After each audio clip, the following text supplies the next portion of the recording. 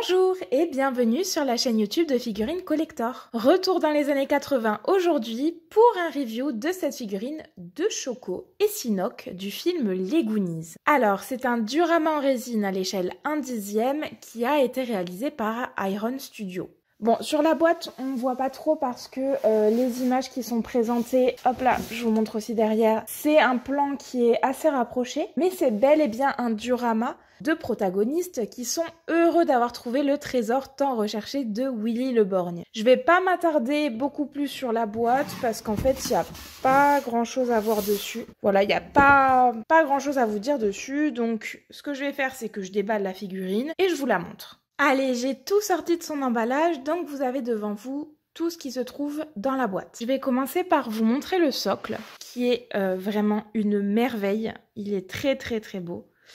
Donc comme vous voyez, en fait, c'est un sol rocailleux avec des petites stalagmites un peu partout.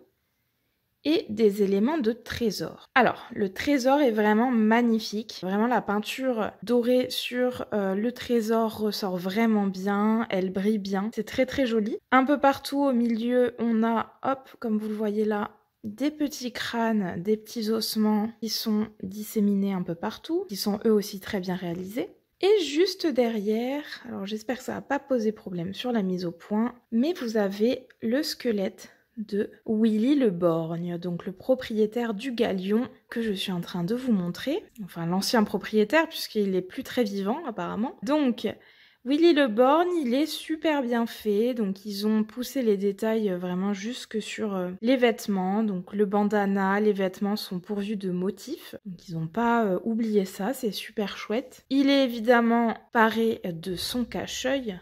Et alors, les ossements sont trop bien faits. Vraiment, cet effet d'ossement vieilli est super bien représenté en peinture, en fait. Vraiment, la peinture est très très chouette. Ensuite, on a la partie donc galion. Donc là, le bois est vraiment très bien réalisé. Comme vous le voyez, la texture du bois est super jolie. Je vous assure que ça rend super bien aussi en vrai. Et alors, vous avez deux petits emplacements, ici et ici, pour placer nos deux personnages. Vraiment, la coque est très bien faite. Vous avez également la rambarde qui est d'une couleur un peu différente que le sol et la base du galion. Elle est un peu plus claire.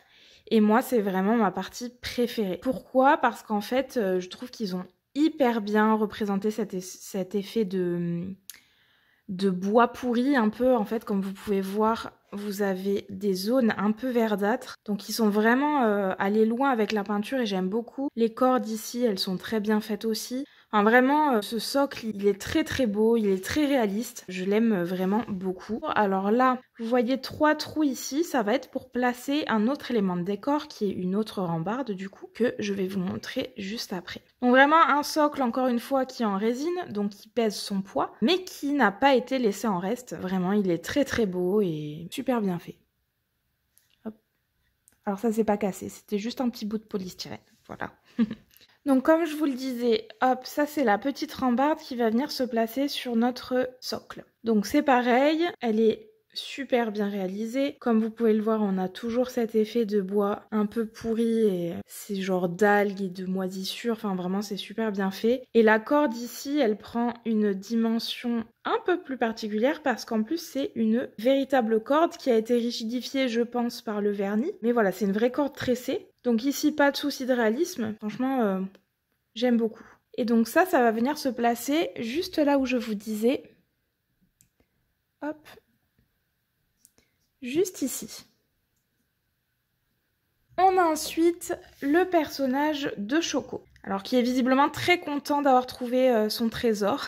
Il est triomphant. Donc sur les personnages, comme vous pouvez le voir, il n'y a pas vraiment d'ombrage en fait. Par contre, la peau est vraiment super bien réalisée. Je ne sais pas si vous allez très bien voir au retour caméra. En fait, la partie des joues et tout ça est très légèrement rosée. Alors ça fait pas too much parce que des fois ça peut être un peu trop sur certaines figurines. Là, c'est pas trop exagéré, ça fait vraiment naturel et c'est super mignon en fait. Donc vraiment, son visage est plutôt bien réalisé. Évidemment, il porte un tricorne. pour rester dans le thème pirate, ainsi que dans sa main droite, un petit poignard de pirate. Autrement, il porte sa chemise à fleurs avec une petite veste rouge, alors qui est bien réalisée aussi au niveau des détails, comme vous pouvez le voir, les coutures et tout, et les plis du tissu sont très bien faits. Un pantalon à carreaux,